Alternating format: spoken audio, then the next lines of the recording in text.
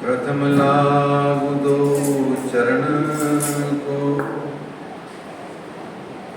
धनी ए ना छोड़ायो खिन, लाख तली लाल एड़ियां मेरे जीव के ही जीवन। इन पांव तले पड़ी रहूं, इन पांव तले पड़ी रहूं, धनी नजर खोलो बातों,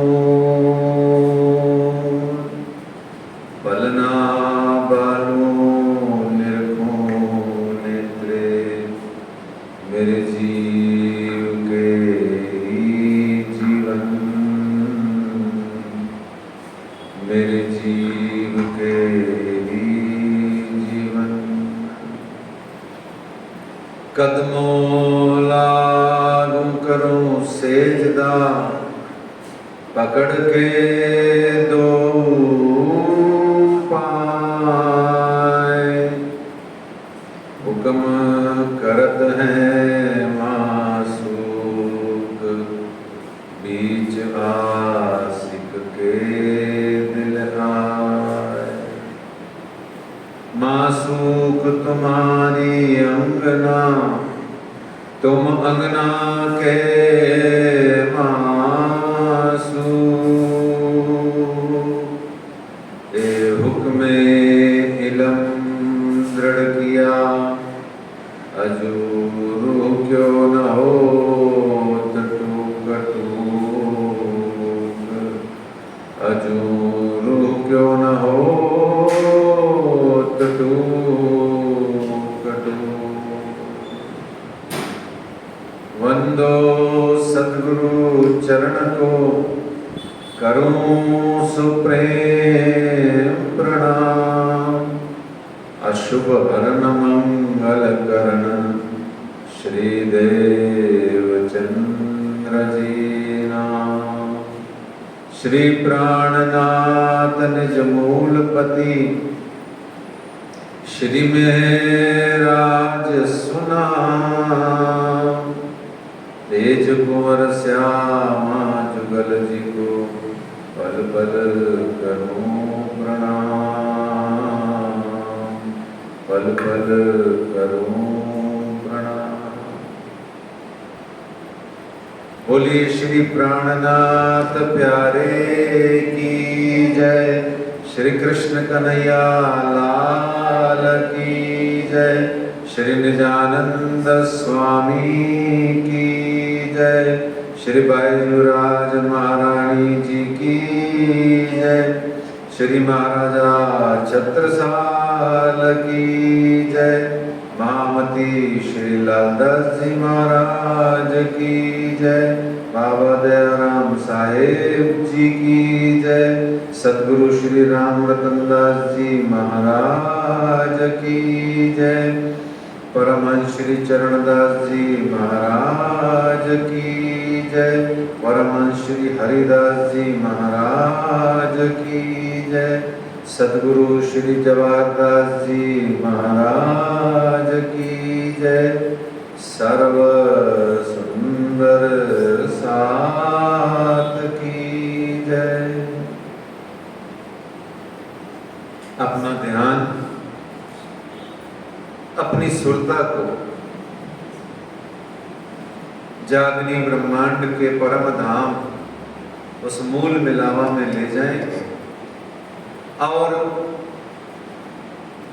एक साथ अच्छे से हाथ ऊंचे करके बोले, प्रणाम परम धाम देख, करिके प्रणाम देख, आशिक को आराम देख, सकल दुख भागे हैं, कहत है मस्तान, जाको लागी इसक तान, रूहें देखिए दीदार,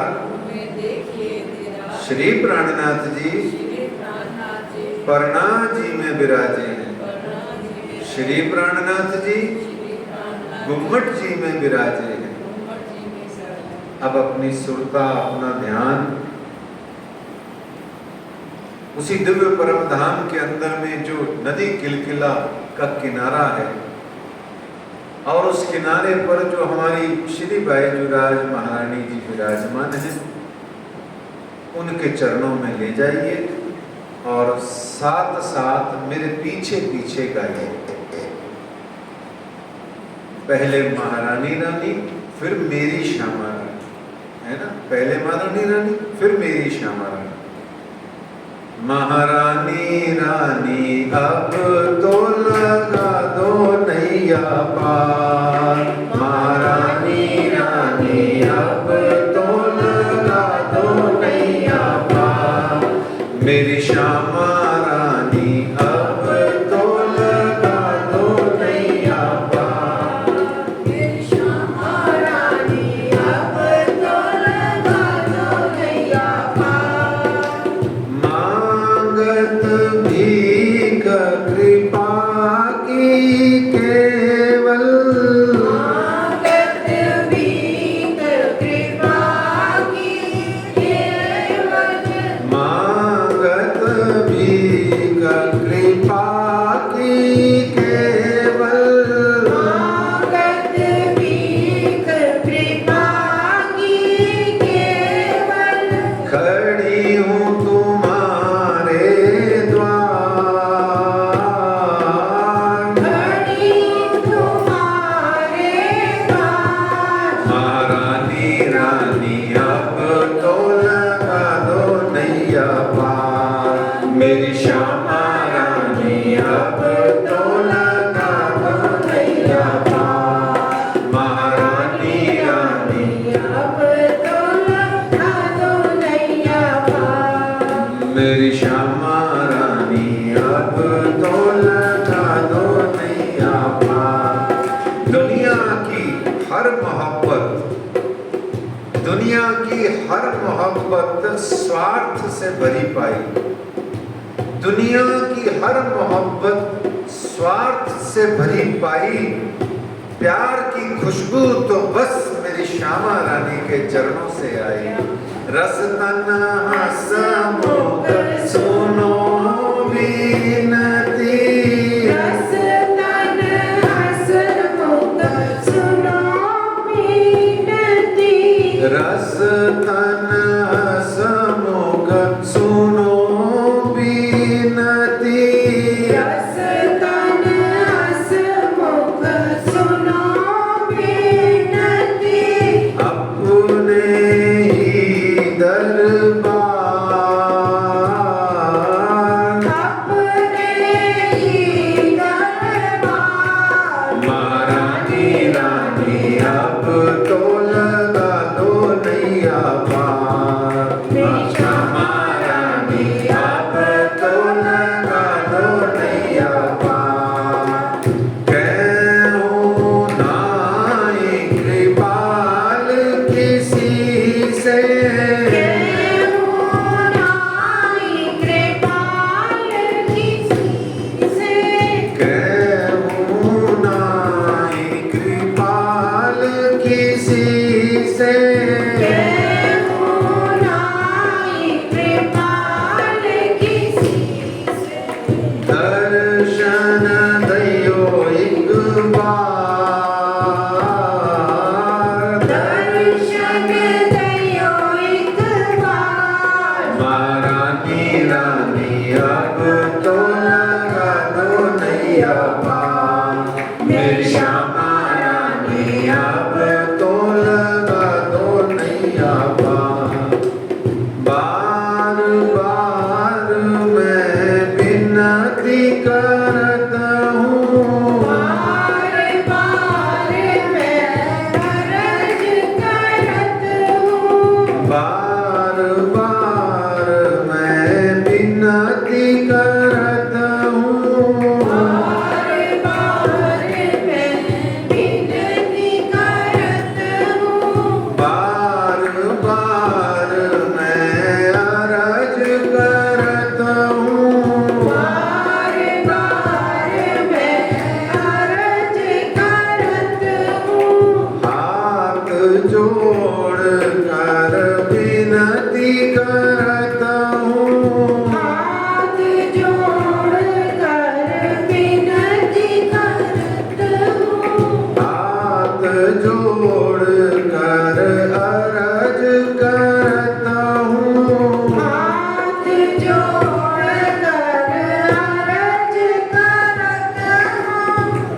रखियो चरणों के पास, रखियो चरणों के पास। महारानी रानी अब तो लगा दो नैया पार, मेरी श्यामा रानी अब तो लगा दो नैया पार, मेरी राधे रानी अब तो लगा दो नैया पार, मेरी बैजू रानी अब तो लगा दो नैया पार। श्री श्यामा महारानी जी की जय। दोनों बंद कर देना।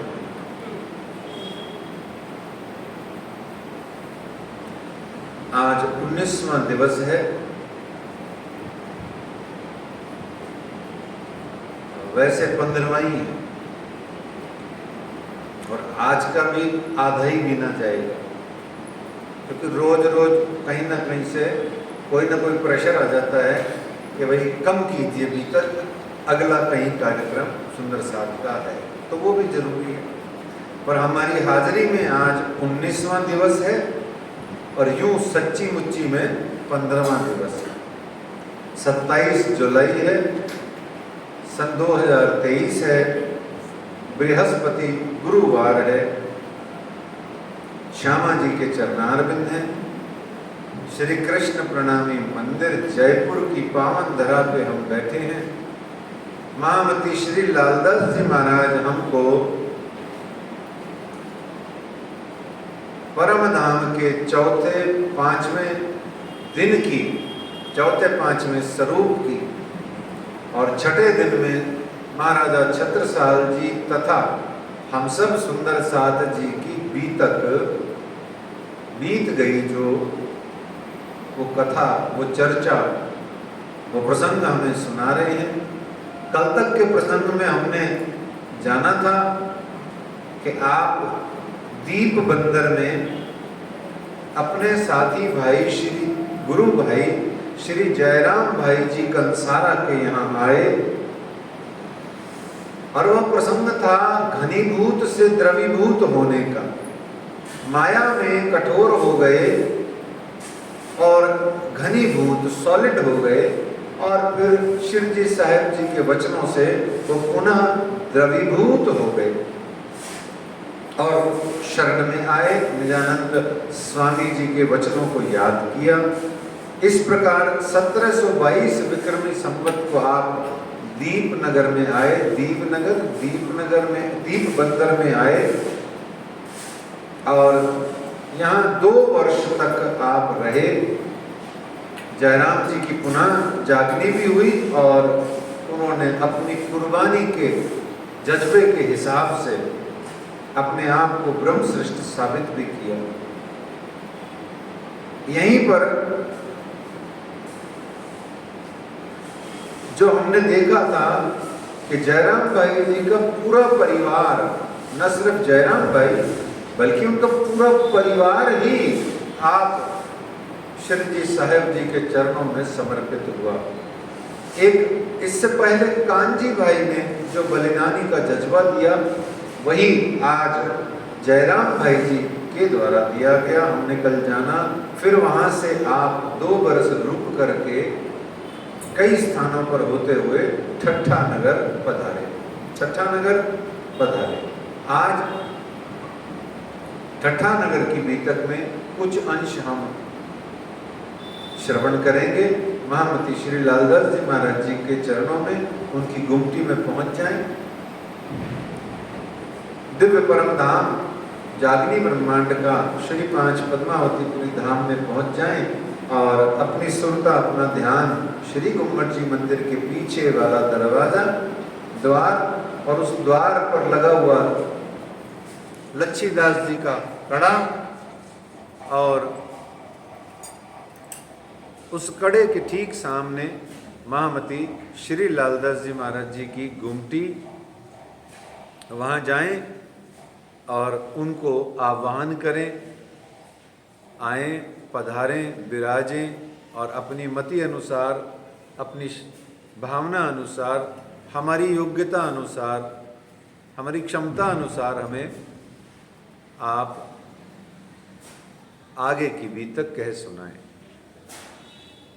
श्री महामती कहें साथ जी, श्री महामती कहे साथ जी, भया चर्चा का बखत, दया चर्चा का वक्त, अब तुम सुनियो चित्त दे, अब तुम सुनियो चित्त दे, लाल आगे आए बैठे तखत, लाल आगे आए बैठे तब, लाल आगे आए बैठे तखत, लाल आगे आए बैठे तब,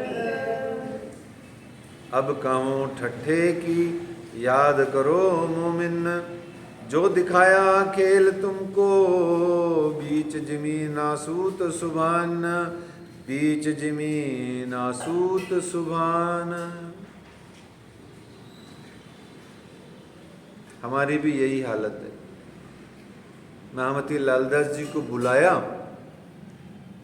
और लाइट यानी बिजली चली गई। अर्थ क्या हुआ वो बताना चाहते हैं कि ये जो ढोल है, ये जो शरीर है, ये नहीं बोल रहा है, ये माइक में एम्पलीफायर से आवाज़ होके जो इतनी ज़ोर से निकलती है वो बोल रही है। यानी महामती लालदास जी कह रहे हैं मैं बोल रहा हूँ। अब इस शरीर में से जो ये ध्वनि निकलती है, इस शरीर में से जो ध्वनि निकलती है वो ध्वनि आवाज़, वो कौन बोल रहा है? दिखने को कहते हैं हम कि मैं बोल रहा हूँ, मेरी वोकल कॉर्ड बोल रही है, मेरा गला बोल रहा है। नहीं नहीं, ये अंदर शरीर में से भी कौन बोल रहा है? महामती श्री लालदास जी या राज जी बोल रहे हैं। तो आइए सुंदर साथ जी, महामती श्री लालदास जी महाराज जी का जयकारा लगा करके उनको चरणों में विनती करके आगे की बीतक में प्रवेश करें। बोलिए महामती श्री लालदास जी महाराज की। और वो लालदास जी महाराज कह रहे हैं अब याद करो ठट्ठे की, तो ये माइक हटा दिया जाए 1 मिनट, जब तक बिजली नहीं आए। लोगों को क्यों बताएं कि भाई लाइट माइक में बोल रहे हैं महाराज जी, ये लीजिए, है ना। जब बोल रहे हैं तो बोल रहे हैं, खुले खाते बोलेंगे। अब कहो ठट्ठे की याद करो मोमिन, क्या? अच्छा पहले बंगला जी की याद कर लो, चलो माइक की बात चल रही है तो, है ना। आज सुविधा है, ठीक है। और बंगला जी में अथवा गुम्मट जी में जो मजलिस होती है प्यारे सुंदर साथ जी, अब जो मजलिस मान लो कोई 35-40 साल नहीं, थोड़ा और पहले 40-45 साल पहले की बात करो तो माइक होता ही नहीं था, माइक होता ही नहीं था। हाँ बस, हाँ अभी उससे पहले कहाँ है, 40-45 साल से यही है माइक। और चलो और 5 साल जोड़ लो, 50 साल समझ लो, हैं। तो फिर उस समय से पीछे वाले जो इतने सारे शिरजी साहिब जी तक के साल हैं, यानी कि 1740 से लेकर के अब से 2080 चल रहा है, यानी 2030 विक्रमी संवत पिछला से पीछे पीछे पीछे होते हुए 1740 के बीच में जो 200 या 360 साल, कितने हो गए, 260 कितने हो गए, हिसाब नहीं लग रहा, जितने भी हो गए 250-300 साल, उस समय चर्चा कैसे होती थी। और फिर ठसाठस बंगला जी दरबार भरा हुआ, बाहर ब्रह्म चबूतरे पे भी सुंदर साथ बैठा है, बताओ आवाज कैसे जाती थी।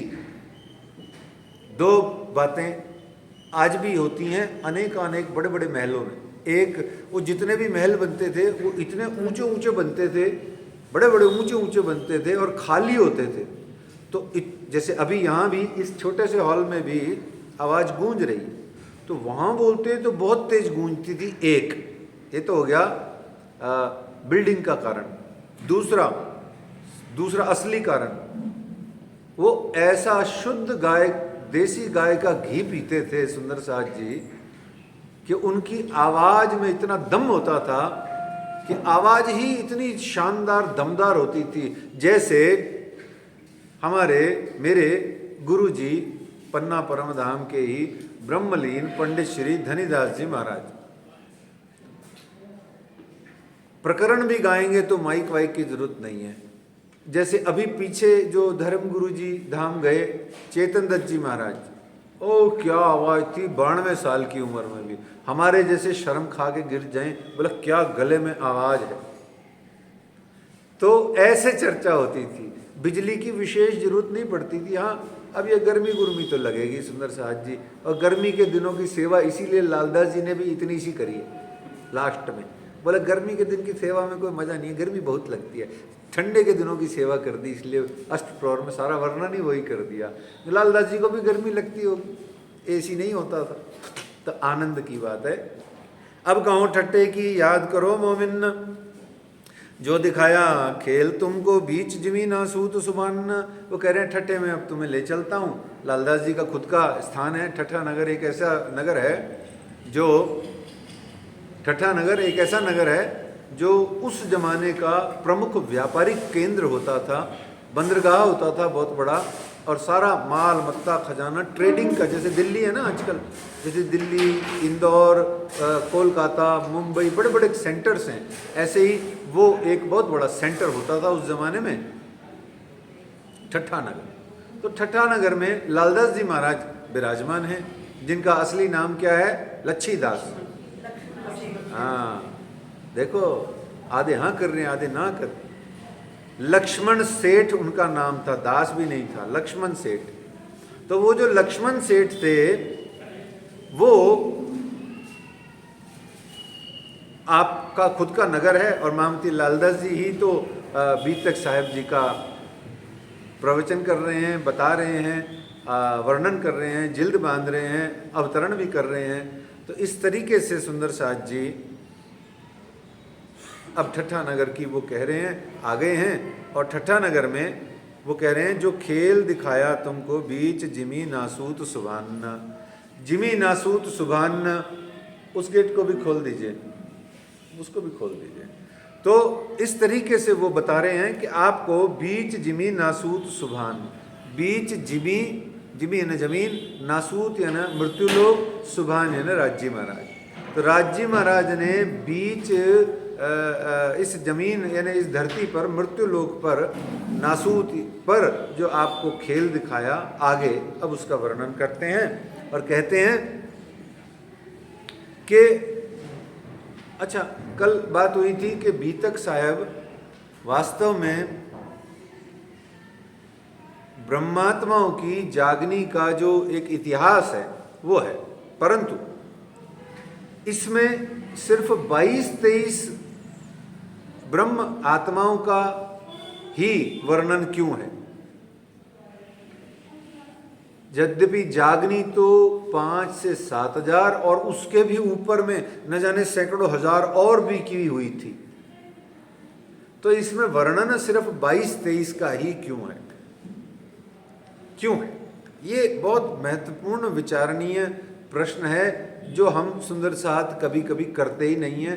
मेरा हर साल यही आग्रह रहता है कि आपको ये बताया जाए कि जिस प्रकार से परमहंस जुगलदास जी महाराज जी ने अपनी परमधाम की वृत्त के वर्णन में सागरों का वर्णन करते हुए यह बताया कि ये जो सागर कहे गए, ये तो परमधाम के 8 सागर हैं, ये वास्तव में रूह की चढ़ती हुई अवस्था को दर्शाते हैं। स्टेप बाय स्टेप आत्मा अपने साधन को करते हुए, अपनी साधना करते हुए परम धाम के अंतर्गत विराजमान प्रियतम परमात्मा के चरणों में कैसे पहुंचती है, पहुंचना चाहिए आदि, ये जो चढ़ती अवस्था है ना, आपकी तरक्की की, आपकी प्रगति की बात करती है। ऐसे ही ये श्री बीतक साहब धर्म ग्रंथ के अंतर्गत 22-23 ब्रह्मशिष्ट आत्माओं की जो आत्म जागृति की गाथा है, जो इतिहास है, जो वर्णन है वो ये दर्शाता है कि ये 22-23 वास्तव में हम आत्माओं की आत्म जागृति की साधना है।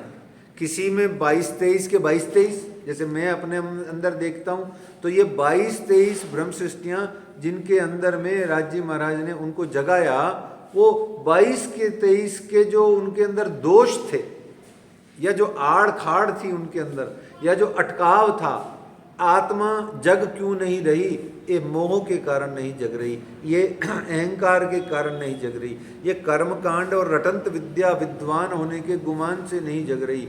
वो जगी हुई है काफी हद तक, पर फिर भी अभी अटकी हुई है किसी एक्स कारण से।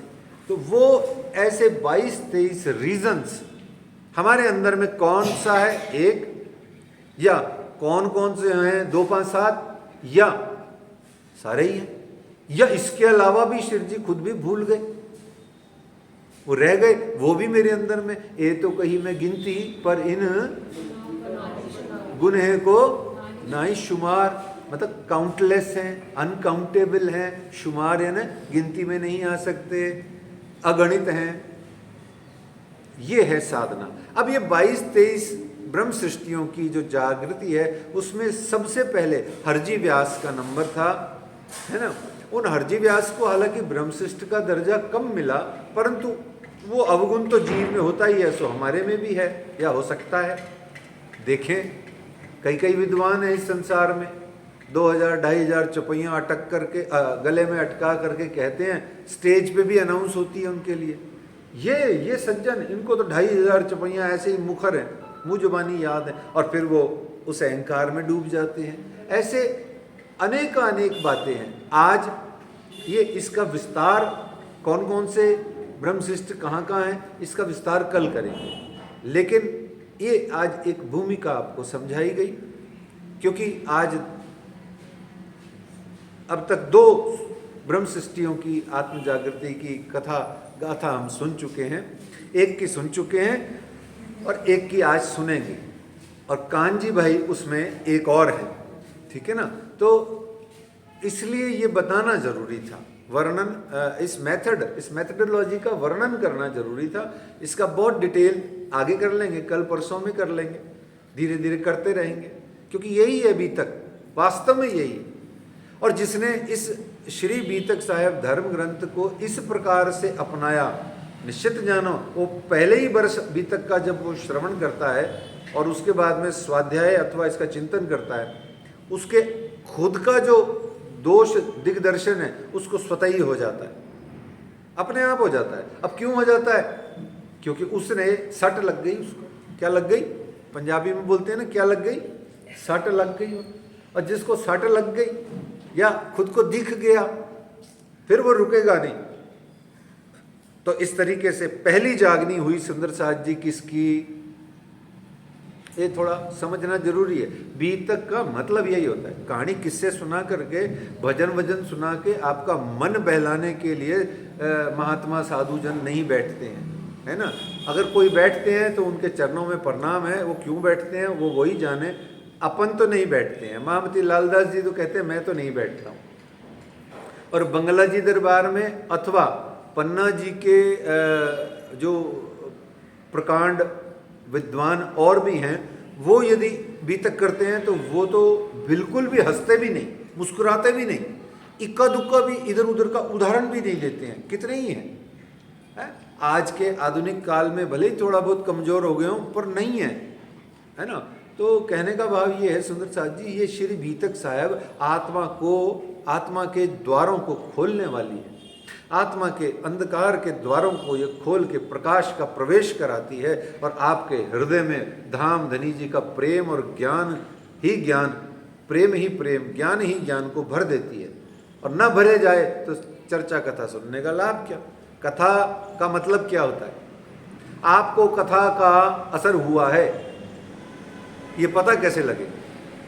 कथा का आपको असर हुआ है ये पता कैसे लगे? बोले जब आप चप्पल पहन के जा रहे हो तो जिनकी कथा सुन के आए हो वो आपके चित्त में बसा हुआ है, आपको होश ही नहीं है घर जाने तक कि आप क्या कर रहे हो, क्यों कर रहे हो। आपके वही मुरली वाला बसा हुआ है, वो कृष्ण कन्हैया, वो राधा रानी आपके सुरता में चढ़ी हुई, और अगर ये नहीं होता है तो कथा सिर्फ व्यथा है अपनी व्यक्त करना, और ऐसी व्यथा को सुनने का क्या लाभ है, वो तो सारे ही करते रहते हैं, समझ रहे हैं। ऐसे ही चर्चा कथा क्या होता है, चर्चा क्या होता है, चर्चा भी यही, जिनकी चर्चा सुनी उनको पाने का संकल्प निर्णय ले ले, नहीं तो चर्चा सिर्फ समय का खर्चा है, हमें नहीं करना।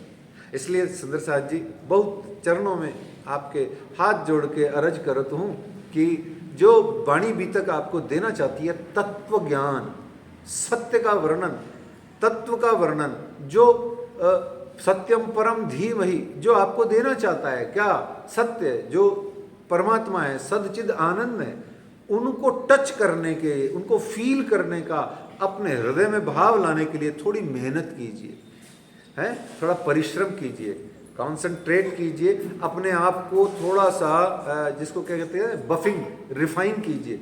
बफिंग समझते हो, घिसिए अपने आप को, ऐसे इसको बफिंग कहते हैं।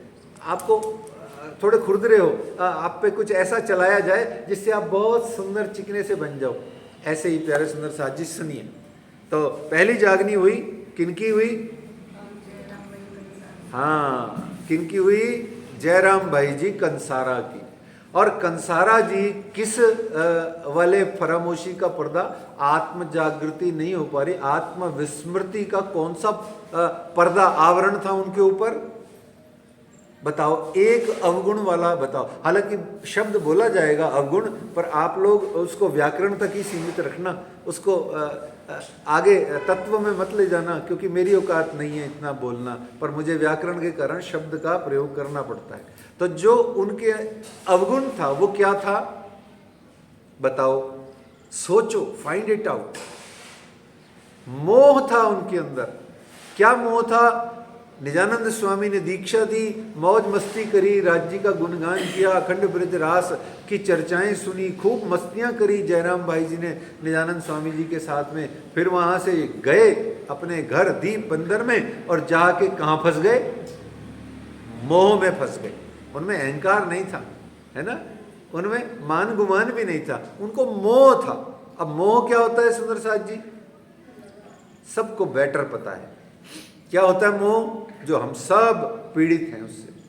हाँ, हम में से कितने ही हैं अहंकार से पीड़ित नहीं होंगे, बहुत सारे हैं, बल्कि मेजॉरिटी होती है अहंकार से पीड़ित नहीं होते हैं, बहुत कम लोग अहंकार से पीड़ित होते हैं।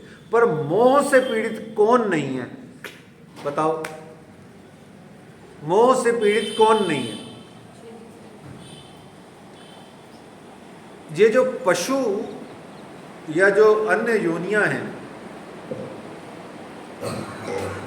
ये भी कुछ हद तक मोह से पीड़ित होती हैं। तो मनुष्य जिसके पास मन, चित्त, बुद्धि, अहंकार है, वो तो बेचारा मोह से ही पीड़ित है और किसी से पीड़ित ही नहीं। अच्छा, क्यों? क्योंकि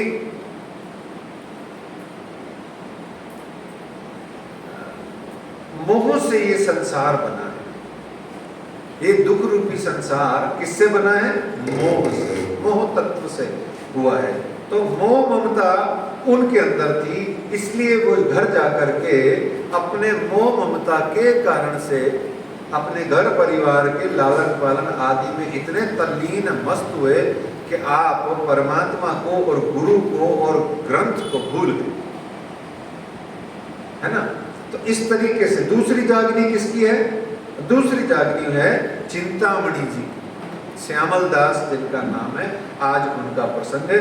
आइए दो तीन बातों को समझ के उस प्रसंग में प्रवेश करते हैं। तो जीवात्मा के जो बंधन का मूल कारण क्या है? मोह प्लस अहंकार,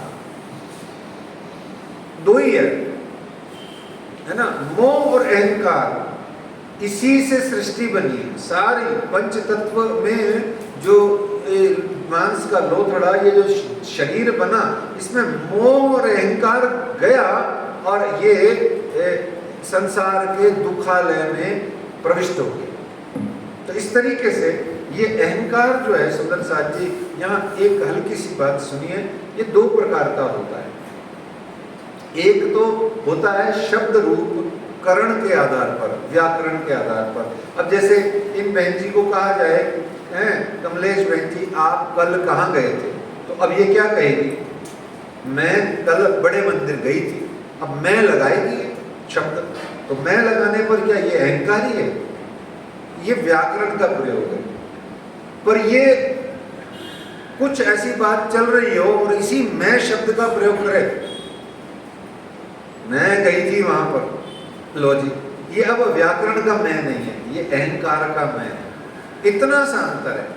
इसको अंग्रेजी में जब बचपन में अंग्रेजी पढ़ते थे तो उसमें एक्सेंट आता था कि आप इस वर्ड का प्रयोग किस एक्सेंट में कर रहे हो, उससे वो उसका सिस्टम बदल जाता है। वो वर्ड वही है, वाक्य वही है, पर उसका सिस्टम बदल गया, उसका भाव बदल गया, सारा कुछ अलग हो गया।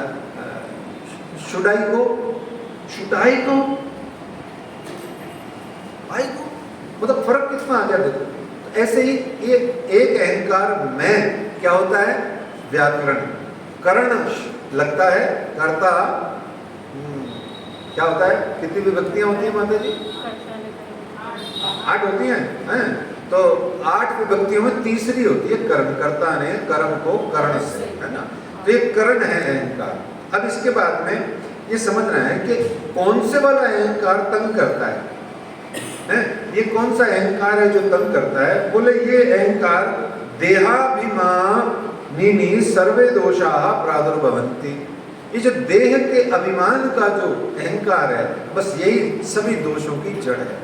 और इसमें फिर आगे बन जाता है वर्ण का अहंकार, आश्रम का अहंकार, शरीर का अहंकार, स्त्री होने का, पुरुष होने का, योग्यता का, व्यवसाय का, धन का, रूप का, सत्ता का, धर्म का, इस संप्रदाय का, उस संप्रदाय, ऐसे नाना विधि अहंकार रूप फैला करके सारी सृष्टि को घेर के बैठा हुआ है। इसी को हमारे अंदर से निर्मूल करने के लिए, साफ करने के लिए श्री जी साहिब जी आप खुद जागने का झंडा लेकर के चल रहे हैं। आज चिंतामणि जी के प्रकरण में प्रवेश करने के लिए वो पहले इसीलिए ये समझाया जा रहा है कि अहंकार, ध्यान से सुन लीजिए, अहंकार कौन से वाला? ये जो देहाभिमान, मैं मेरा वाला है ना। तो ये कहते हैं कि अहंकार से वियोग ही परमात्मा से संयोग कराएगा। बहुत सुंदर सी बात सुन लीजिए, है ना? अहंकार से वियोग होगा और परमात्मा से संयोग होगा। और इसको धनी ने पानी में सिंपल वर्ड में कह दिया, दीन और दुनिया दो पाइए ना एक ठोर। तू सोचे कि मैं भी कर लूं, और तू सोचे कि मैं भी कर लूं और राज्य भी पालूं, नहीं मिलेंगे। नहीं मिलेंगे। और धनी कहते हैं कि अहंकार से वियोग ही परमात्मा का संयोग है। यही मैं खुद ही मरे तो बाकी रहा। अब बताओ, मारोगे इस अहंकार को, है? या आपसे नहीं मर रहा तो प्रार्थना करो, सिंपल सी थ्योरी है। तो इस तरीके से कहा गया जयराम भाई जी के लिए, जैसे कहा गया कि जयराम भाई जी के लिए कहा गया परिवार में हम रहें। खूब सतर्कता से सुनिए, ये सबके लिए है। खास तौर पे जो 50 वर्ष की अवस्था पार करके वानप्रस्थ के आश्रम में चले जाते हैं, उनके लिए है। वानप्रस्थ क्या होता है? 50 में नहीं होता है, 51 बोलो सब जने, 51 ये है वानप्रस्थ। आपको बार बार सतर्क किया जा रहा है कि 51, 52, 53, 54, अरे 58 तक आ गया, अब तो चला जा वन में। वन मतलब छोड़ छाड़ दे घर बार संसार, या घर में ही रह के अंतर में कीजिए, वास कर ले। नहीं तो क्या होगा? 58 के बाद क्या आएगा? 59 में क्या लगा हुआ है? फिर हमको चौराहे पर लोग कहेंगे ये सठिया गया है, सठिया गया है।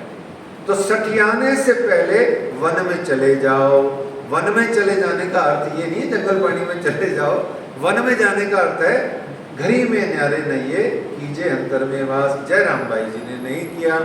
जयराम भाई जी परिवार में हम रहें ऐसा नहीं किया उन्होंने क्या किया? अपने भीतर में परिवार पाल लिया। होना क्या चाहिए? परिवार में हम रहें, हमारे अंदर में परिवार नहीं रहे। नाव पानी में रहे, पानी में नाव आए तो फिर हो गया ना खत्म काम। इसी को कहा गया मोह। लेकिन जयराम भाई जी ने छोड़ा, कांजी भाई ने छोड़ा, चिंतामणि ने छोड़ा, लालदास जी ने छोड़ा, और भी अनेक मोमिनों ने छोड़ा छोड़ा छोड़ा, तभी छेड़ा पकड़ा गया। किसका छेड़ा पकड़ा? आप छोड़ोगे तो छेड़ा पकड़ने को मिलेगा। किनका? आप समझते हो अच्छे से। छोड़ोगे तो वो मिलेंगे। इस तरीके से अब कहो बीतक ठट्ठे की याद करो मोमिन, जो दिखाया खेल तुमको बीच जिमीना सूद सुबन। तो श्री रथ जी ने इस नश्वर संसार में माया का खेल हमें दिखाया। श्री जी ठट्ठा नगर आए, विक्रमी संवत 1722 से लेकर के 1724 तक दीप बंदर में 2 बरस रहे, और फिर यहां से नबी, पोरबंदर, पाटन, कच्छ प्रदेश कौन सा था जहां भाग के श्री देवचंद्र जी खूब समय रहे थे, है ना। वहां गए, फिर मंडई गए, और फिर कपाइये में गए। कपाइये में क्या है सुंदर साथ जी? वहां उनके बड़े भैया श्री हरवंश ठाकुर जी रहते थे। वहां गए कपाइये में, हरवंश ठाकुर जी को पूरे कबीले समेत आपने अपना जागृत किया, ईमान लाए सब जने। और यहाँ आप भोजनगर पधारे। फिर भोजनगर कौन सा है सुंदर साथ जी? देवचंद्र जी महाराज कितने बरस रहे? कितने बरस रहे? क्या किया उन्होंने वहां? मोटा मोटा 2 चीज, भागवत सुनी और ध्यान में दर्शन पाए, है ना। और तहां से आए भोजनगर, आए घर वृंदावन दास, एक वृंदावन दास नाम के सुंदर साहब थे, उनके घर आए। या तहां से आए भोजनगर, आए घर वृंदावन, मिलाप किया 300 हुआ खुशहाल मन। कर आदर भली बात सो अरुगाए श्रीराज, लगे बाता पूछने हमसो कहो काज। कर आदर भली बात सो अरुगाए श्रीराज, लगे बाता पूछने हमसो कहो सुकाज। पुजारी जी, इतना सा शुद्ध दूध पड़ा हो तो यहाँ लाके भोग में रख दीजिए। मैं भूल गया पहले, छोटा सा कटोरी में। तो कर आदर भली बात सो अरुगाए श्रीराज, लगे बाता पूछने हमसो कहो काज। भोजनगर से नलिया आए, वहां से ठट्ठा नगर आए, आते से ही नाथा जोशी से मिले। विश्वनाथ भट्ट जी उनसे मिले। भट्ट जी श्री जी को लौकिक संबंध से जान पाए, फिर भी उनसे मिले। लौकिक देखिए, एक तो ये सबसे बड़ी प्रॉब्लम है हमारे अंदर कि वो ब्रह्म सृष्टि नहीं थे और ब्रह्मात्मा नहीं थे, ऐसे ही थे। ऐसे ही क्या थे? अरे हम वही हैं, बार बार याद रखना, हम भी वही हैं। हम ब्रह्म सृष्टि हो सकते हैं, संभावना है, सुविधा है, गुरु है, ग्रंथ है और संप्रदाय है, हम हो सकते हैं, है नहीं? अच्छा, दावा लेने के बाद में हमारा कर्तव्य, हमारा धर्म, हमारा स्वधर्म और बढ़ जाता है। तो हमें इसी जन्म में ये सुविधा, ये सुख, ये परमानंद हमें मिल जाए, मिल भी सकता है। और मैं तो यहाँ प्रार्थना करूँगा रानी महारानी के चरणों में, क्यों ना मिले, सबको मिले। है जब कोई तेरे नाम से माथा फोड़ने को तैयार बैठा है, तो जो खप करे या निध की, राजी बाणी में खुद कहते हैं, जो खप करे या निध की सो नाखे आप निगाह, श्री महामत कहें ताए अखंड फल दीजिए, तालिए संसारी ताप। तो यहाँ विनती करेंगे श्यामा जी से कि आप जरूर से जरूर जो है वो दावा लेने वालियों को ब्रह्मशिष्ट के रूप में दिखाएं, दर्शन देवें। तो इस तरीके से लौकिक रूप से वो मिला तो कोई बात नहीं। फिर यहाँ से नाव में गए, 17 दिन तूफान में नाव फंसी रही, और फिर लौट करके ठट्ठा नगर के बाजू में जो उनका पोर्ट है ठट्ठा नगर का, वो लाठी बंदर में आ गई। लाठी बंदर कौन सा है सुंदर साहब जी? वहां क्या सब जने लाठियां लेके घूमते हैं? नाम है उसका लाठी बंदर। ठट्ठा नगर के बाजू में लाठी बंदर। तो लाठी बंदर से आप फिर अब क्यों आ गए? नाव 17 दिन तूफान में क्यों फंसी रही है? 17 दिन क्यों फंसी रही? देखिए, फिर पधारे 7 वास्ते अजो मोमिनो सो न भयो मिला, तो नाव जाए ना सकी फिर क्या है आप क्या सोचते हो राजी महाराज? ऐसे आप बोलो, सोचो, आप क्या सोचते हो राजी महाराज या श्यामा जी? आप ही हो क्या संसार में? हैं? आप ही के पास शक्तियां हैं, आप ही के पास ताकतें हैं, आप ही के पास में ये जो रिद्धि सिद्धि है, आप ही के पास में शक्तियां हैं आकर्षित करने की। अरे हम भी तो ब्रह्मात्माएं हैं, पर नहीं भी हैं तो झूठी मूठी ही सही हैं तो सही। हम भी अगर आपको पुकारेंगे तो आपको चल के आना पड़ेगा, आना पड़ेगा। देखो साधन मेथड्स, साधन मतलब मेथड्स, मेथड्स का अगर आप संग्रह करोगे और मेथड्स पर चलोगे, साधन करोगे, ध्यान से सुनना, साधन करोगे तो आपको चल करके जाना पड़ेगा परमात्मा के पास, है ना।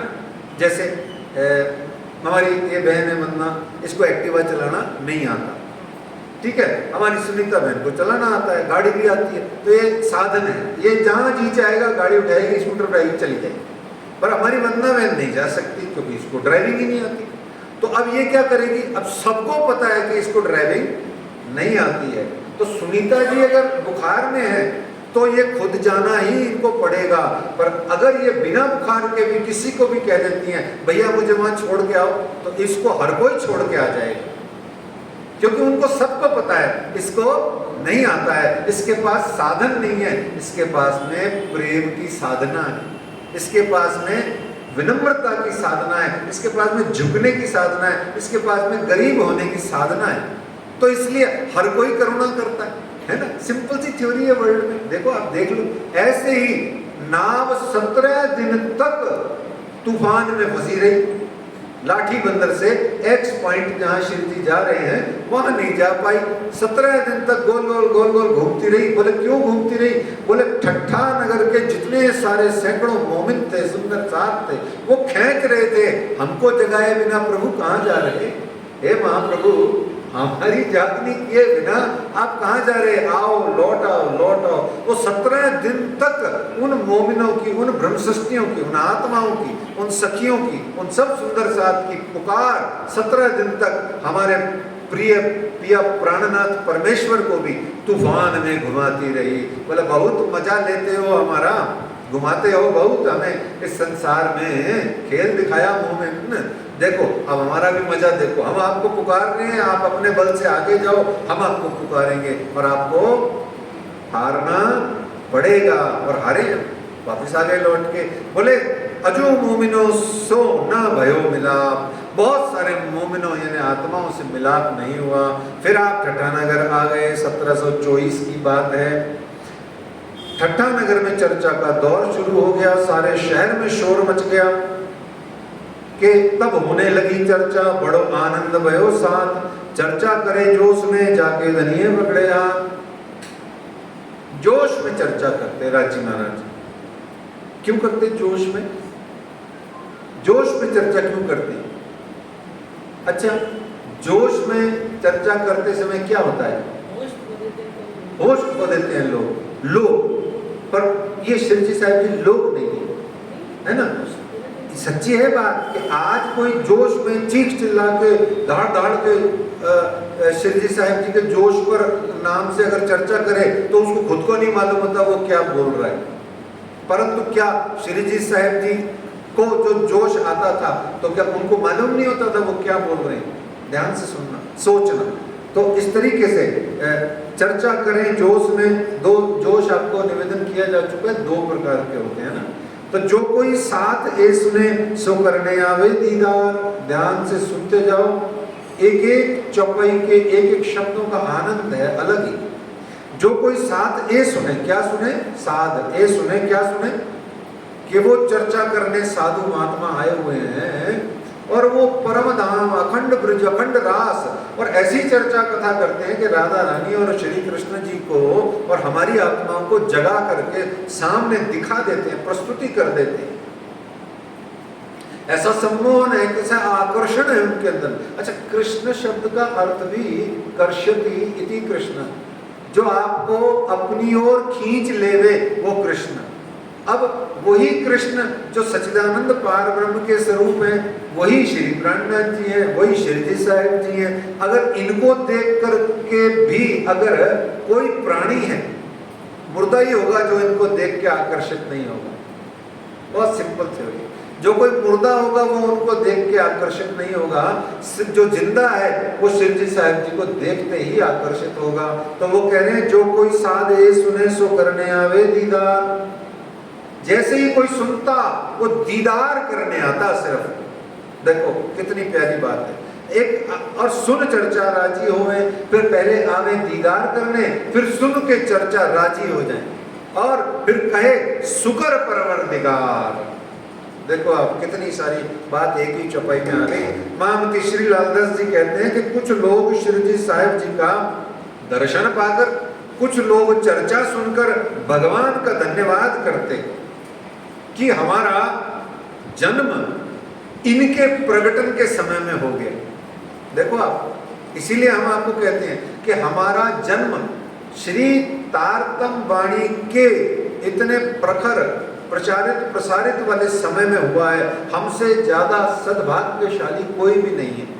हाँ, अगर हम भी अब भी अगर हम मान के दे अखंड फल पाइए, सो कि पाए के वृथा गवाइए कर रहे हैं, बिना तारतम वाणी के एक पल भी गवा रहे हैं, तो फिर हमारा ही दोष है। इसमें समय का, काल का, परिस्थिति का, किस्मत का किसी का दोष नहीं है। ये हम ही है जो पैर पे कुल्हाड़ी मारे जा रहे हैं। तो ये कह रहे हैं, पूरी जागनी में लालदास जी महाराज ने आपको बताया एक ही बात रहेगी, क्या? दीदार को, दरस को बड़ो सुख पायो सुख। जो कोई आएगा, भीड़ भाड़ संसार पूरा, ब्रह्म सृष्टि, ईश्वरी सृष्टि, जीव सृष्टि, अजी कोई भी आएगा, जीव जंतु, वो सब सुख ही सुख पाएगा दर्शन मात्र से। तो इस तरीके से ठट्ठा नगर में कबीरपंथी प्रकांड विद्वान रहते थे, तंत्र मंत्र सिद्ध थे। आप वास्तव में आपका नाम श्यामल दास था। ये आप सुने साध चिंतामणि रहे कबीर के धर्म, कया कीजिए दीदार तिनका देखे चर्चा उनके कर्म में। तो इस तरीके से उन्होंने शिरडी साहिब जी ने सुना कि ये चिंतामणि जी रहते हैं, क्यों न चल करके इनको मिला जाए और इनसे चर्चा कथा सुनी जाए। तो यूं करके वो भेंट करने के लिए उनके पास चले गए। कुछ एक सुंदर साहब को लेके उनके घर गए, मुलाकात करी, आनंद पूर्वक उन्होंने स्वागत किया, बातें करने लगा। यहां तनिक विचार कीजिए। देखो, शिरडी साहिब जी गए, बातें करने लगे और बड़ा आनंद आया उसको, चिंतामणि को। ये प्रसंग चल रहा है। क्या क्या प्रसंग चल रहा है?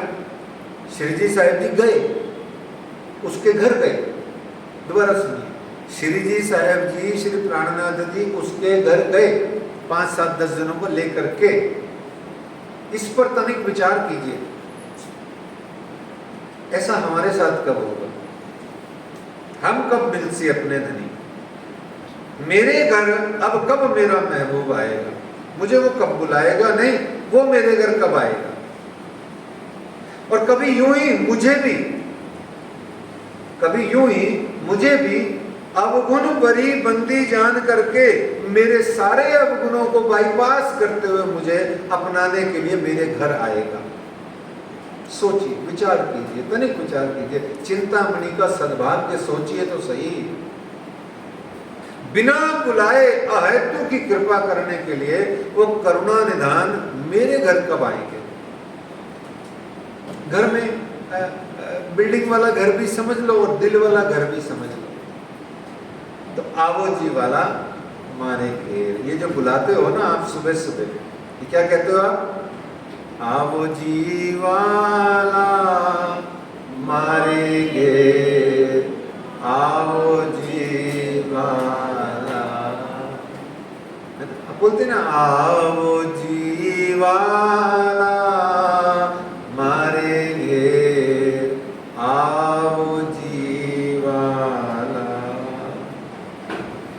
बुलाते हो आप, क्यों बुलाते हो? इसीलिए कि हमारे घर भी किसी दिन हमारे सारे अवगुण दोषों को बिना देखे हुए, बिना सोचे हुए आके हमें अपना लीजिए। तो चिंतामणि बड़े आनंद से बोले, बताइए आप कहाँ से आए साधु महाराज, आपको क्या आता है? आप सुनने आए हो या सुनाने आए हो? आप अगर सुनने आए हो तो हमारी सुनो, हमसे सुनाने आए हो तो हमारी सुनो। आप कहो तो आपको चतुर्भुज का दर्शन कराएं, और आप कहो तो ज्योति स्वरूप का आपको दर्शन कराएं, आप कहो तो आपको शेषशाही नारायण के शेषशाही सहस्त्र फनधारी शेषनाग जी का दर्शन कराएं। आप बताइए आपको क्या चाहिए? तो तब श्री जी ने कहा, हम लेने आए वसंत, हमको तुम बताए दो, ये है हमारा कसत्त। हम तो परम ज्ञान को लेने आए हैं जो आपके पास है चिंतामणि जी। हम ये सब दर्शन करने, सिद्धि रिद्धि के आकर्षण में फंसने के लिए, चमत्कार में फंसने के लिए हम नहीं आए। हमें परम ज्ञान चाहिए। ब्रह्म और माया का निरूपण करके हमारे को स्पष्ट शब्दों में बताइए परम ज्ञान, परम तत्व क्या है। तब एक कमाल की साखी पर चर्चा हुई, जोश में श्री जी गया, तब पाया चित्त मरोड़। एक कमाल की साखी पर, कमाल की साखी मतलब, कमाल की साखी मतलब बहुत बढ़िया साखी है ना, है? कमाल की साखी का मतलब क्या? क्या कमाल करते यार आप, तो गजब करते हो आप। ऐसे वाली साखी थी क्या? वो कौन सी साखी थी? कबीर के बेटे की, है ना? तो कमाल यानी कबीर का बेटा और उनके बेटे की बनाई हुई एक साखी पर जोरदार चर्चा हुई। कहते हैं एक कमाल की साखी पर चर्चा हुई, जोश में श्री जी गया, तब पाया चित्त मरोड़। जोश में श्री राज जी ने कहा। और कबीर की साखी क्या थी? वो ये थी कि कौड़ी ते हीरा बया, हीरा ते बया लाल। कौड़ी ते हीरा बया, हीरा ते बया लाल। आधा भक्त कबीर है, पूरा भक्त कमाल। इतना सब कहना था उसका, चिंतामणि का, कि कमाल जो कबीरदास जी का बेटा है वो पूरा भक्त है, लेकिन कबीरदास जी आधे भगत हैं। तो आप श्री जी साहब जी को जोश आ गया। क्यों आ गया? रीजन भी आई। कबीर जी कौन है, उनका स्थान कहाँ का है, ये हमें पता होना चाहिए। वो अक्षर की पंच वासनाओं में से एक है। कौन है अक्षर ब्रह्म की पंच वासनाएं? रिपीट कीजिए, बताइए। सबसे पहले कौन है?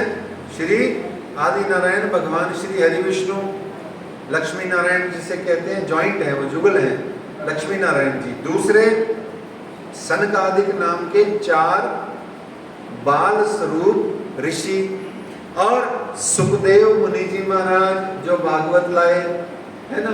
और फिर उसके बाद में कबीरदास जी और शिव जी। इस तरीके से ये 5 हैं, लेकिन इनमें बहुत सारे लोग हैं। लक्ष्मी नारायण 2 हो गए, सनकादिक 4 हो गए, सुखदेव जी हो गए, कबीर जी हो गए, और शिव जी में भी पार्वती भी मिली हुई है। तो ये बहुत सारे हो गए, पर हेडिंग वाइज ये 5 हो गए, ठीक है ना। ये कौन है? अक्षर ब्रह्म की पंच वासनाएं, अर्थात 5 फरिश्ते हो गए, है ना, नूर के, हैं? हो गए? हाँ कि ना? हाँ जी के ना जी? देखो गर्दन तो ऐसे कर रहे हैं और बोल रहे हैं ना जी, तो ये क्या हो रहा है? हाँ, गर्दन हाँ में हिल रही है और बोल ना रहे हैं, तो ठीक ठीक बोलो। अक्षर ब्रह्म के फरिश्ते भी यही हैं और पंचवासनाएं भी यही हैं। हाँ जी के ना जी? अरे ना जी बोलो, ना जी फिर का बोल दो, हैं?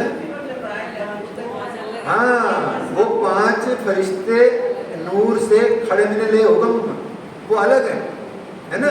वो फरिश्ते अलग हैं, असराफील, जबराइल, अजाजील, मैकाइल, रुद्र, तामत, इसराइल, वो अलग है ना। ये अलग है पंचवासनाएं, ठीक है ना। जब आप अक्षर ब्रह्म के चतुष्पाद को पढ़ेंगे, जो सत्स्वरूप, अव्यक्त, सत्स्वरूप, केवल, सबलिंग और अव्यक्त है, तब आपको ये पता लगेगा कि इनका स्थान कहाँ पर है। तो इस तरीके से उनको शिव जी को जोश आया, तो उन्होंने कहा कि बिना पहचाने बोलत नहीं तुमको शराब। हम भी ऐसे ही करते हैं, बिना पहचान के बोलते हैं, क्योंकि हम सर्राफ नहीं है। कौन नहीं है? सर्राफ। सर्राफ कौन होते हैं? जौहरी। जौहरी क्या होते हैं? पारकी। पारकी मतलब देखते ही उठाते ही पता लग जाता है पीतल है कि सोना है, 1 सेकंड में बता देता है। तो बिन पहचाने बोलत नहीं तुम सराफ, कहा कबीर कहाँ कमाल विचार देखो आप। तो इस तरीके से श्री जी साहिब जी ने उस पद की प्रॉपर व्याख्या करी है। तो उस पद की व्याख्या सुनकर के चिंतामणि जी के अंतर चक्षु खुल गए और आनंद से भरकर अपने सैकड़ों शिष्यों के बीच में बोले। क्या बोले? बहुत प्यारी चीज बोले। मैं तुमसे कहता था जो शब्द आगे चलता, अपने सेवकों से कही वह शख्स पहुंचा इतना। क्या बोला? कि पार ब्रह्म इस दुनिया में आ गए हैं, पार ब्रह्म इस दुनिया में आ गए हैं, मेरे गुरु की भविष्यवाणी सत्य हो गई है, ये वही है, ये वही है, ये वही है। एक जना और भी पागल था बीतक में, लास्ट प्रसंग है, वो कुछ और बोलता था, ये तू ही तू है, तू ही तू है, तू ही। हम क्या बोलते हैं? मैं ही मैं हूं, मैं ही मैं हूं, मैं ही। ये बस इतना सा फर्क है। ये बीतक पूरी हो गई सुंदर साथी, भले बीच में आप सुनो या मत सुनो। ये वही है, ये वही है, ये वही है, और तू ही तू है, तू ही तू है, तू ही तू है। यही तो है परमात्मा। जिस दिन हमारे अंतरात्मा से ये निकल जाए, ये जो बैठा है, ये जो बैठी है, ये सब मेरे धाम धनी अक्षरातीत प्रियतम प्राणनाथ सच्चिदानंद परमात्मा के रूप स्वरूप ही तो है। ये वही है, ये वही है, ये वही है। और फिर कहा दिया जाए कि तू ही तू है, तू ही तू है, बस तुम्हारी सेवा ही मेरा धर्म है। हे परमात्मा, हे अक्षरातीत, हे सुंदर साथ, आपकी सेवा ही तो मेरा धर्म है। बस ये हो गया पूरा काम, हुआ तुम्हारा काम। उसके बाद में प्रेम में मगन हो। तो इतनी मुलाकात करके आनंद में मस्त हो रहा था वो चिंतामणि। श्री जी साहब जी अपने घर आ गए, कल्लू मिश्र के यहाँ लौट आए और यहाँ श्री मोहम्मद में साथ जी है छठे का मजबूर संवत 1724 है। कहो आगे और जब आप श्री महाराज इस समय कितने वर्ष के हैं? 49 ईयर्स के सुंदर साथ जी। तो कितने साल के हो पूनम जी? हो रहे 5 साल बाद। चलो ठीक है।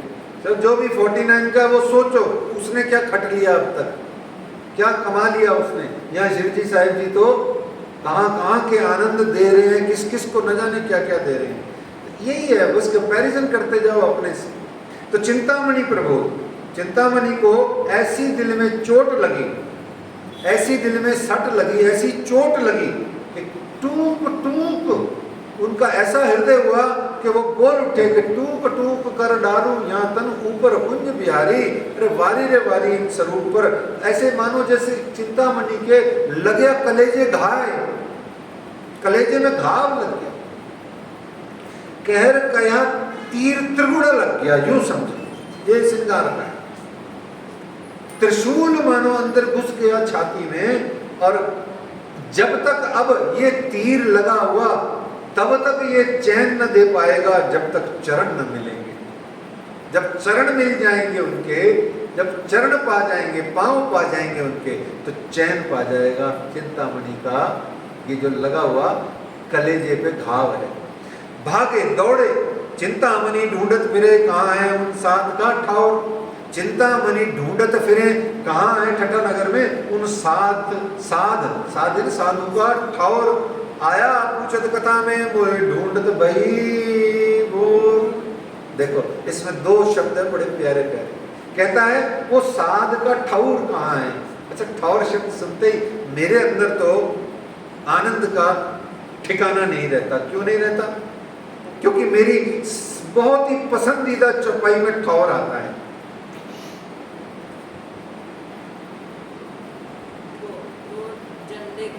हाँ, बहुत सुंदर। एक और भी है, नदी किलकिला तीर पे उतरे परमहंस आए, तिनमें सिरदार अक्षराती देख अपना ठावर सुख पाए। अपना ठावर यानी कि ये परना परम धाम ही है, ऐसा ठावर जाना, अपना स्थान ठिकाना, ठावर ठिकाना देखा। तो ये कहते हैं उन साध का ठावर कहाँ है, वो आखिरकार कहाँ के रहने वाले हैं। अरे ठट्ठा नगर में तो मिल जाएगा साथ, पर ये वास्तव में मूल में है कहाँ के, ठौर कहाँ है इनका। और फिर कहता है उनको ढूंढते ढूंढते वो ढूंढत भई घोर, अर्थात अज्ञान का रूपी अंधकार रात्रि हो गई, ढूंढते ढूंढते खत्म। अब आया सुबह हो गई, जागने की भोर हो गई। तो इस तरीके से वो ढूंढते ढूंढते ढूंढते ढूंढते आए और कल्लू मिश्र जी के यहाँ नाथा जोशी का घर, कल्लू मिश्र जी के यहाँ उन्होंने नाथा जोशी का घर बता दिया। एक अटारी पर विराजमान होकर श्री जी साहिब जी चर्चा कथा कर रहे थे। सभी साथी अपने अंकुर के मापिक वहां पर आनंद ले रहे थे। चिंतामणि जी ने जब अखंड परम धाम की और वेदांत की आंकड़ियों को और भागवत की विविध प्रकार के प्रश्नों को सुना तो उनका आनंद बढ़ने लगा, बढ़ता गया। इतनी कुछ गंभीर चर्चा सुन करके उनके आनंद का कोई ठिकाना पारावार नहीं रहा। पर उनके चिंतामणि जी के शिष्यों में खलबली मच गई। बोले हमारा गुरु ही चेला हो गया, ये हमारा क्या गुरु है। सैकड़ों शिष्य, खलबली मच गई, ये हमारा गुरु ही चेला हो गया। देखो आप, इसका मतलब पता है क्या होता है? आप चाहे तकदीर के द्वारा कितने ही बड़े बना दिए जाओ, जब आपको आपसे कोई बहुत बड़ा मिल जाए तो झुक जाओ, झुक जाना चाहिए। तो फिर एक दिन क्या हुआ, श्री जी साहिब जी ने खंडनी बलिबान सो देखत सात सबन्न, तब चिंतामणि छाने गया सर्व राखियो बीच मोमिन। एक दिन खंडनी कर दी थोड़ी सी, तो वो आया, भागे भागे आया, चरणों में धीरे से बैठा, कान में फुसफुसा करके उसने कहा आप मेरी है ना, मेरे शिष्यों के सामने है ना थोड़ा इज्जत रख लिया करो। मेरी कुछ इज्जत है, साधु संतों में मेरा कुछ मान सम्मान है। मैं वैसे तो आपकी चरण में आ ही गया हूँ, अब मैं आपको छोड़ के जा कहाँ सकता हूँ। तब राज ने कहा कि हम तुम्हारी क्यों ना राखें शर्म। अरे भाई चिंतामणि जी, आप हमारे प्यारे सुंदर साथ हो, हम आपकी शर्म, आपकी इस बात का क्यों ना रखेंगे। फिर सबके चले जाने के बाद एकांत में श्री जी साहिब जी को 2-3 किरंतन अवतरित हुए। एक था सुनो रे सबके बंजारे, एक बात कहूँ समझाई। और दूसरा, अब छोड़ो रे मान गुमान ज्ञान को, एक खाड़ भरी रे भाई, एक डारी जो दूजी भी डारो उड़ाए देव चतुराई। ये भीनी माया, जीनी माया और मोटी माया, मोटी है ना बड़ी और झीनी है ना पतली। मोटी माया तो हम छोड़ देते है ना, मोटी माया कई प्रकार की हम छोड़ लेते हैं, पर ये जो झीनी पतली माया है, ये मान और गुमान, इन दोनों में हमसे छोड़ी नहीं जाती। मान हमसे छोड़ा नहीं जाता, प्रतिष्ठा की चाहना और ज्ञान का अभिमान ये कहीं गई। तो यहाँ महामती श्री प्राणनाथ जी महाराज ने अपने सदगुरु के लिए पहले कहा था कि श्री महामत कहें सावचेत होइयो, श्री महामत कहें सावचेत होइयो, मिल्या है अंकुरो आई। अरे सावधान हो जाओ, सतर्क हो जाओ, बड़ी मुश्किल से तुम्हारा अंकुर का कनेक्शन हुआ है, बहुत मुश्किल से तुम्हें प्रणामी संप्रदाय मिला है, बहुत मुश्किल से तुम्हें तुम्हारा दीक्षा मंत्र देने वाला सदगुरु मिला, बहुत मुश्किल से तुम्हें कोई गुरु श्रीत आत्म सागर ग्रंथ का ज्ञान देने वाला मिला, बहुत मुश्किल से तुम बीतक साहिब सुनने आ रहे हो। पता है लोग पढ़ना कौन जाते हैं, कल गा रहे थे यहाँ एक सुंदर साथ जी, कोई आए जो पढ़ना में है ना, वो कोई जाए जो पढ़ना में तो मेरा पैगाम पहुंचा देना। वो क्यों नहीं जा पा रहे? आपको अगर कहा जाए भैया कहाँ जाओगे, अभी आपसे पूछा जाए कि ये लो इतना पेटीएम या वो क्या कहते हैं गूगल पे कर देता हूँ मैं हमको, आप पेटीएम भी चलता है, मैं इतना कर देता हूँ, आप कहाँ जाओगे? तो आप भिड़ते ही कहोगे गोवा जाऊंगा। आप कहोगे सावन का महीना चल रहा है शिमला जाऊंगा, तो सो कहाँ जाऊंगा, वो बर्फ जहाँ पड़ती है वहाँ जाऊंगा, गुलमर्ग। और नहीं थोड़ा ज़्यादा है पैसा, बोले ऑस्ट्रेलिया चला जाऊंगा। अच्छा और ज़्यादा है, बोले यूएसए इंग्लैंड भी चला जाऊंगा। एक बार भी कोई नहीं कहेगा मैं पन्नाजी चला जाऊंगा, मैं वृंदावन चला जाऊंगा। क्यों नहीं बोलता है? मैं अयोध्या चला जाऊंगा, मैं चारों धाम यात्रा कराऊंगा हमारे हिंदू धर्म के। क्यों नहीं बोलता है? वो बुलाएगा तो तुम जाओगे, पैसे से तुम चले जाओ होता ही नहीं है। पैसा हाथ में रख करके ढेरों ढेर कमा करके तुम अपनी तरक्की करके ऊपर बढ़ सकते हो, पैसे को ऊपर नहीं ले जा सकते हो। ऐसा तो धर के जाओगे यहीं, है ना। तो फिर बोले तुझको श्यामा रानी बुलाएंगी, तुझको घुम्मट वाला पंजे वाला बुलाएगा, तो तेरे पास पैसा नहीं भी होगा तो भी तू पहुंच जाएगा। बोल प्राणनाथ प्यारे, है ना। तो इस तरीके से वो कह रहे हैं मिले है अंकुरों आई, अंकुर मिल गया है, सावधान हो जाओ, सतर्क हो जाओ। श्री महामत कहे सावचेत हो यो, मिला है अंकुरों आई, झूठी छूटे सांची पाइए, सदगुरु लीजिए रिझाई। ये मिल गए हैं श्री जी साहब जी, इनको रिझा लो, छोड़ो दुनियादारी, बेकार के काम धंधे छोड़ के, बेगारी छोड़ करके इनको रिझा लो। और चिंतामणि जी ने, उनकी आत्मा जाग उठी, है ना, उनकी आत्मा जग गई। प्रातः काल जब चिंतामणि जी ने ये प्रकरण पढ़ा तो सुंदर साथ जी फूट फूट कर रोने लगे, और एक आंख से मान के आंसू, एक आंख से गुमान के आंसू, इधर से मान रूपी गंगा और इधर से गुमान रूपी जमुना जी क्या प्रवाहित हुई कि हमारे अक्षरातीत पिया प्राणनाथ श्री जी साहब जी के चरणारविंद का दोनों पांवों का झीलना कर दिया उन्होंने। कोई जरूरत नहीं पड़ी शुद्ध जल लाने की, चरणों के जल से, खारे जल से रो रो करके भक्ति और प्रेम से उन्होंने श्री चिंतामणि जी ने श्री जी साहब जी का चरणारविंद का झीलना किया। और याद रखो सुंदर साथ जी, जैसे ही चरणों का झीलना हुआ तो अंतर मन अपने आप खिलखिला के कह उठा, अब मारो काले कुत्ते को लाठी सिर ऊपर। सिर लाठी लो, कौन सी लाठी? अद्वैत की लाठी उठाओ मेरे श्री जी साहब जी, अपने हाथ में लो और मेरे इस गर्व भरे मस्तक पर मार दो, ताकि इसके अंदर में से क्षर और अक्षर और इस संसार का जितना भी बोझ बाज है वो सब खत्म होके सिर्फ एक अक्षरातीत पिया प्राणनाथ सच्चिदानंद परमात्मा का प्रेम और ज्ञान रह जाए।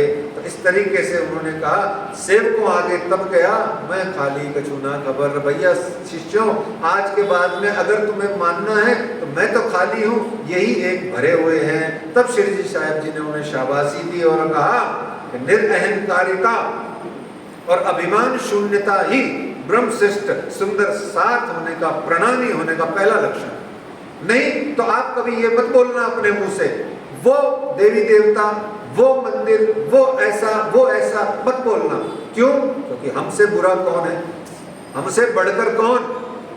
अगर हमसे बढ़कर सच्चिदानंद की अंगना के रूप में हमसे बढ़कर कौन है? और अगर हम निरहंकारिता ही पहले पग पर, सेवा ही पहले पग पर यदि हम अपने चित्त में नहीं उतार पाते तो हमसे घटकर कौन? हम ही हैं सबसे घटे हुए। ये मत बोलो, फिर वो ढोंग हो जाएगा। वो फिर सिर्फ दावा लेकर के सिर्फ दिखावा करने का जो भाव है, तो ऐसे मत करो। चाइनीज माल मत बेचो भैया, हैं? चाइनीज माल मत बेचो, इंडियन माल बेचो, मेड इन इंडिया, है ना। हमारा अपना माल, हम खुद अपना प्रोडक्ट बना के बेचेंगे और ओरिजिनल बेचेंगे। तो हम ब्रह्मशिष्ट का दावा लेके ब्रह्मशिष्ट बन के ही चैन लेंगे। उससे पहले हम किसी को भी छोटा नहीं कहेंगे। और जिस दिन हम ब्रह्मशिष्ट बन जाएंगे, दुनिया अपने आप ही अपने आप को छोटा समझेगी, हमें कहने की जरूरत ही नहीं पड़ेगी। चिंतामणि जी उन्हीं में से थे और श्री जी साहब जी ने उनको शाबाशी दी और कहा कि ब्रह्मशिष्ट का पहला लक्षण है निरअहंकारिता।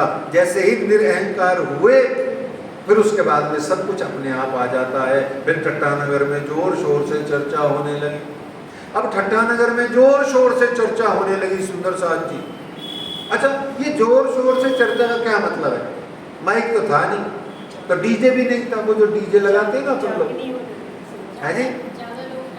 हाँ, क्योंकि वहाँ माउथ टू माउथ पब्लिसिटी होती थी। आजकल हमारे व्हाट्सएप टू व्हाट्सएप पब्लिसिटी होती है ना। इसको जोर शोर से कहते हैं। मतलब कोई भी ऐसा कोई भी वायरल हो जाए तो उस जमाने में माउथ टू माउथ, है ना, मुंह से मुंह, एक से एक बात करते करते श्री जी साहब जी की चर्चा, कथा और उनका स्वरूप और उनके दर्शन से जो दिव्य आनंद आता है वो वायरल हो गया। ये समाचार वायरल हो गया। तो ऐसे बहुत प्यारी बात है। आधा हम प्रसंग सिर्फ श्रवण करेंगे और इसीलिए अभी थोड़ी गलती हो गई थी। पहले ही जो है थोड़ा गौ माता का दूध ला के रखना चाहिए था, क्योंकि आ गए हैं वो कौन आ गए हैं? हाँ, दूध वाले भैया आ गए हैं। कौन है दूध वाले भैया? हमारी जिंदगी में ये दूध वाले भैया ही तो नहीं है। सही बोल रहा हूं, हमारी जिंदगी में ये दूध वाले भैया ही तो नहीं है। अगर ये दूध वाले भैया हमारी जिंदगी में आ जाएं और हमें भी गौ माता के दुग्ध पान कराने के साथ साथ यदि हमें ये परमात्मा प्रियतम के प्रेम का अमृत आनंद भी, अमृत पान भी हमें करा देते तो हमारा जीवन बहुत पहले सफल हो जाता। लेकिन ऐसा नहीं है, हमारे पास में भी बिना दूध वाले भैया के दूध तो उपलब्ध है। अब भैया नहीं है तो क्या हो गया, दूध तो उपलब्ध है। दूध क्या है? ये श्री तारतम वाणी, श्री गीतक साहेब और हमारे सनातन हिंदू धर्म के सभी विविध प्रकार के धर्म ग्रंथ, ये दूध ही तो है। सर्वो उपनिषदो गावो दोग्धा गोपाल नंदन, क्या कहते हैं? पार्थो, तो वो कहते हैं सर्वो उपनिषदो गावो। गीता के महात्म्य में कहा गया सारे उपनिषद गौ माता के समान है। और दोग्धा गोपाल नंदन, दोग्धा यानी दूध को दूहने वाले गोपाल नंदन खुद है। और पार्थ जो है, वत्स है, वो बछड़ा है, सबसे पहले वो पिएगा और फिर उसके बाद में सुधी, हम सबको वो दूध यानी अमृत मिलेगा। इस तरीके से हमारे के लिए कहते हैं चतुरा एक पोहरना, पोहरना यानी पुष्करना। पुष्करना क्या है? ये एक ब्राह्मण में गोत्र है। चतुरा एक पोह करना, आवे श्री राज की सेवा में, लावे दूध नित्याने, सुनी चर्चा कानों में। हम तो रात को दूध, संध्या को दूध का प्राय या सुबह सुबह दूध का हम भोग प्रसाद करते हैं। रात को क्यों करते हैं? लेट नाइट भी हम दूध का प्रसाद कई लोग करते हैं। हमारे यहाँ संध्या को भी कर लेते हैं और सुबह भी कर लेते हैं। वो सुबह और शाम वाला दूध तो बच्चों को जैसे पिलाते हैं वो वाला भाव है आपका, पर ठीक है, आप तो भोजन प्रसाद तो रात्रि में कुछ भी कराओ, लेकिन वास्तव में रात को उड़ावनी के समय दूध का क्यों भाव रखा जाता है और कहाँ रखा जाता है विशेषकर? बताओ, कोई इनाम नहीं मिलेगा है जी। क्यों पिलाया जाता है? हाँ, श्री बाईजूराज महारानी जी विक्रमी संवत 1750 में जब अपनी देह लीला को संपरित करी, उसके बाद में आप श्री जी साहिब जी 2 मुट्ठी चना और 2 गिलास दूध का पी के ही जीवन यापन करते थे, इस शरीर का निर्वहन करते थे। उसी की पावन स्मृति में हम सब सुंदर साथ को ये बताया जाता है कि 2-3 गिलास दूध का और 1-2 मुट्ठी 2 मुट्ठी चना ही जीवन के लिए, सात्विक जीवन के लिए पर्याप्त है। तो इस तरीके से उन्होंने बताया। तो ये दूध आप लाने का काम करते थे चतुरा ब्राह्मण जी। और इन्होंने श्री जी साहिब जी की एक बार चर्चा सुनी, दोबारा नहीं सुनी। ठीक है, दोबारा क्यों नहीं सुनी? एक बार चर्चा सुनी, ईमान आ गया। अब चर्चा सुनने की नहीं, अब चर्चा में डूब करके चितवनी में जाने की जरूरत पड़ जाती है, चिंतन में जाने की जरूरत पड़ जाती है। उपनिषदों की घोषणा है, आत्मा वा अरे द्रष्टव्यो श्रोतव्यो मंतव्यो निधिध्यासितव्यो। अगर तुम्हें वो साधक, यदि तुम्हें आत्मा का दर्शन करना है, परमात्मा का दर्शन करना है तो द्रष्टव्यो, यदि द्रष्टव्य करना है दर्शन तो श्रोतव्यो, पहले सदगुरु को, गुरु को, ऋषि मुनियों को, विद्वानों को, विविध प्रकार के साधु संतों को, देवचंद्र जी महाराज की तरह कच्छ प्रदेश वाले में सुनो, श्रवण करो, श्रवण करो और पहले श्रवण करो, श्रोतव्यो, फिर उस सुने हुए का मंतव्य, मनन करो और फिर मनन किए हुए का निधिध्यासन करो। यानी कि जो सुना और पढ़ा, स्वाध्याय किया, उसको बार बार भुनो, भुनना कहते हैं इसको, निधिध्यासन करो, उसको बार बार चिंतन में लाओ। अगर लाना है तो ही तुम्हारा कल्याण होगा। सुनने से और पढ़ने से अगला स्टेप मिलता है, और पहुंचना कहाँ से होता है? जब आप ध्यान में डूबते हो। आपको ध्यान होना चाहिए। प्रार्थना करते हो, पुकारते हो तो परमात्मा तुम्हारी सुनते हैं। तुम बोल रहे हो, परमात्मा सुन रहे हैं प्रार्थना में। पर जब आप एकांत में ध्यान में होते हो तो परमात्मा बोल रहे होते हैं, आप सुन रहे होते हो, इसीलिए मौन होता है ध्यान में। तो इस तरीके से उन्होंने फिर चर्चा दोबारा नहीं सुनी। उन्होंने तो फिर सुनी सुनाई को डायरेक्ट चितवनी में जाते थे। जैसे हम यहाँ शुरू में निवेदन करते हैं ना अस्त्र पहन के उसमें कि भाई आप सब जने अपने आप को बंगला जी में बंद कर लो, तो जो बंद कर पाते हैं वो बहुत ही प्रिय सुंदर साथ आनंद के सद्भागी बनते हैं। श्री जी साहिब जी के मुखारबिंद से वो नित्य अखंड ब्रजरास के परम धाम की चर्चाओं को सुन करके सुरता से ध्यान से वहीं निमग्न रहता।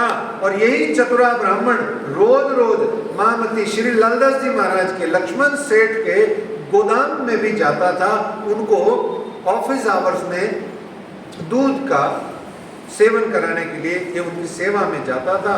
तब चतुरा एक दिन ब्रज और रास की चर्चा का जिक्र करने लगा, तो चतुरा ने पूछा, हे लालदास जी, आप तो भागवत के, भगवत गीता के और उपनिषदों के बहुत बड़े विद्वान हो, आप तो बहुत वांचते हो, चर्चा भी करते हो थोड़ी थोड़ी। आप तो ये बताओ कि जब सभी तत्व गुण आदि लोक आदि महाप्रलय में नष्ट हो जाते हैं तो आपका ये पार ब्रह्म कहाँ रहता है?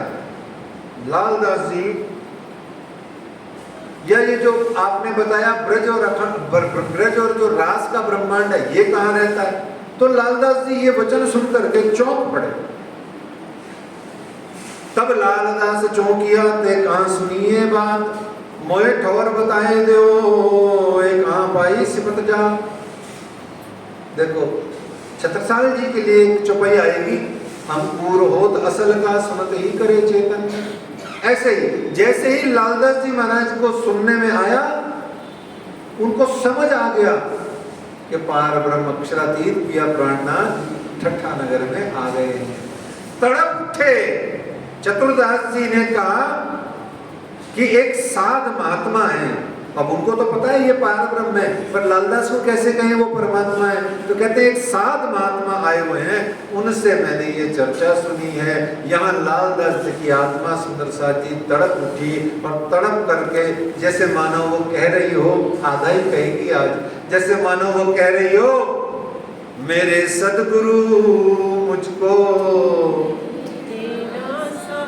देना सहारा, मेरे सदगुरु मुझको देना सहारा, कहीं छूट जाए ना दामन तुम्हारा, मेरे सदगुरु मुझको देना। लालदास जी कहते हैं, क्योंकि ललक मन में लग गई, आग लग गई, कहते हैं तेरे बिना मन में समाए न कोई, लगन का ये दीपक जलाए न कोई, तेरे बिना मन में समाए न कोई, लगन का ये दीपक जलाए न कोई, तू ही मेरी कश्ती, तू ही मेरी कश्ती, तू ही किनारा, मेरे सदगुरु मुझको देना सहारा, मेरे सदगुरु मुझको देना सहारा। पुकार रहे हैं लालदास जी। आज उनको पूरा 24 घंटे तक लालदास जी महाराज जी को पुकारने दीजिए, है ना। उनको अपने पिया प्राणनाथ के प्रेम में थोड़ा सा आंच में, धीमी धीमी आंच में उनके प्यार को पकने दीजिए। और यहाँ महामती श्री लालदास जी महाराज कहते हैं, श्री महामत कहे साथ जी, ए ठट्ठे की बिताक, ए मेहर सयों पर करी, साहिब सुभानुलक, साहिब सुभानुलक। दोनों हाथ ऊंचे उठा के प्राणनाथ प्यारे निजानंद स्वामी श्री कृष्ण कन्हैया लाल की, श्री श्यामा महारानी की, श्री राधे रानी सरकार की महामती श्री लालदास जी महाराज की, चतुरा ब्राह्मण की, महामती श्री लालदास जी महाराज की, चिंतामणि महाराज की, हम सब सुंदर साथ की जय। आनंद मंगल श्री धाम धनी चुकी जय, श्री बाईजूरा चुकी जय, श्री महाराजा छत्रसाल चुकी जय, श्री सुंदर साथ चुकी जय, श्री सुंदर साथ जय। साहब जी के चरण में सोच दीजिए कृपा की।